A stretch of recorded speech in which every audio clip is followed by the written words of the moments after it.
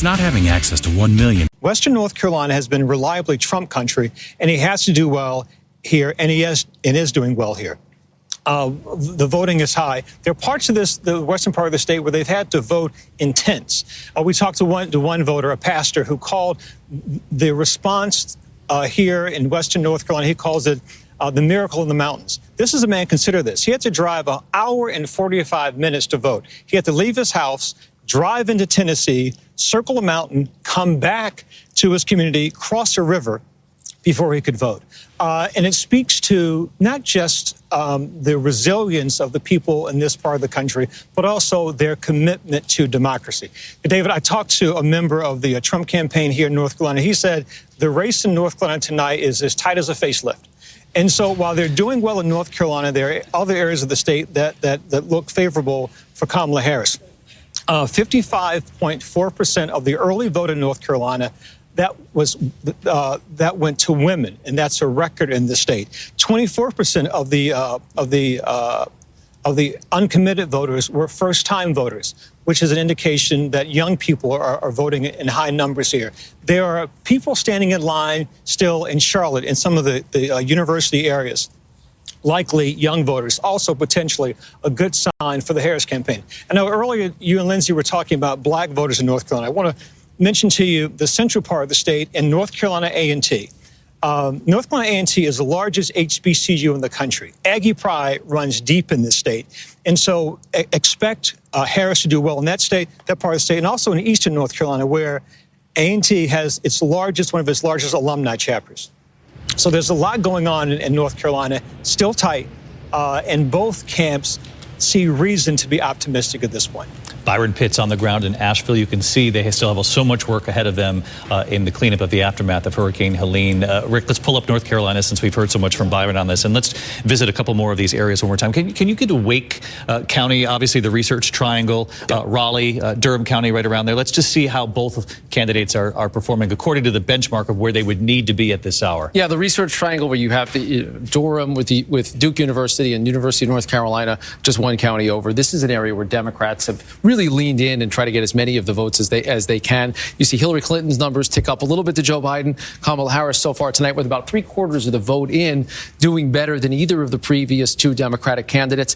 And that is about what she needs to be getting in a place like Wake County. So you see these big numbers and you see her getting 140,000 votes more than Donald Trump there. That is what she needs to be doing in a state where she currently is trailing. We don't have a lot of vote yet in Durham, but this is going to be heavily for Kamala Harris. The numbers in Orange County, again, that's where UNC Chapel Hill is. You're seeing again Harris about hitting the numbers that she needs to at the 538 in the 538 benchmarks. So this area is coming through for her. There's no question about that. Again, though, those gains are being offset by Trump gains elsewhere in the state. Just to look down at Brunswick County, it's an area where Donald Trump's running a little ahead of his benchmark. And as we were discussing a little earlier, outside Charlotte, again, these are places where Donald Trump should be winning, and he is winning by a little bit more than he'd be expected to. It's kind of interesting what we're seeing here in some of these counties. He's overperforming slightly, and so is she in some of the urban areas and some of the areas, the Research Triangle in particular, and with students.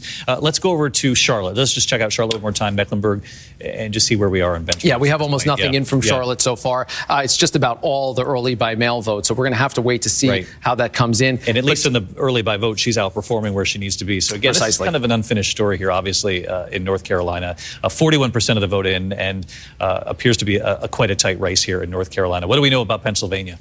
Yeah, Pennsylvania, we've been watching really closely because so far the Harris team has to like what it sees. Now, a lot of the vote has come in so far has been early. And as we've mentioned, early vote is not as big a story as it is elsewhere. But Harrisburg, as an example right now, that county, Donald Trump not getting anywhere near where he would need on the 538 benchmarks. And Kamala Harris, again, it's early. We'll see where it goes, running significantly ahead of where the previous Democrats have.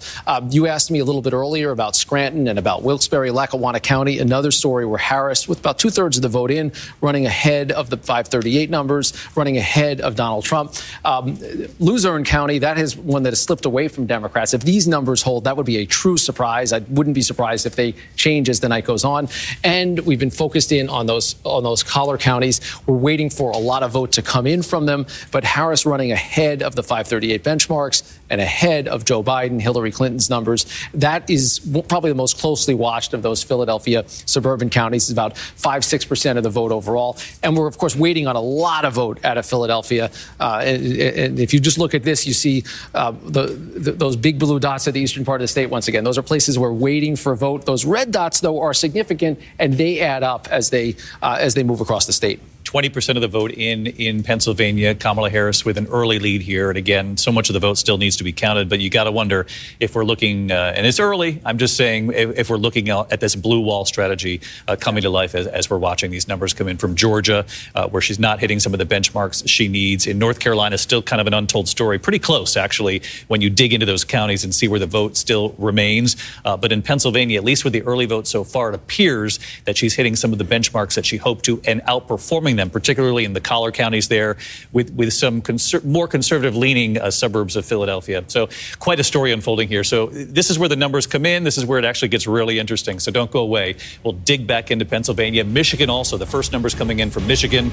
We'll look at it all right after the break. Don't go away. ABC News Live News right after this.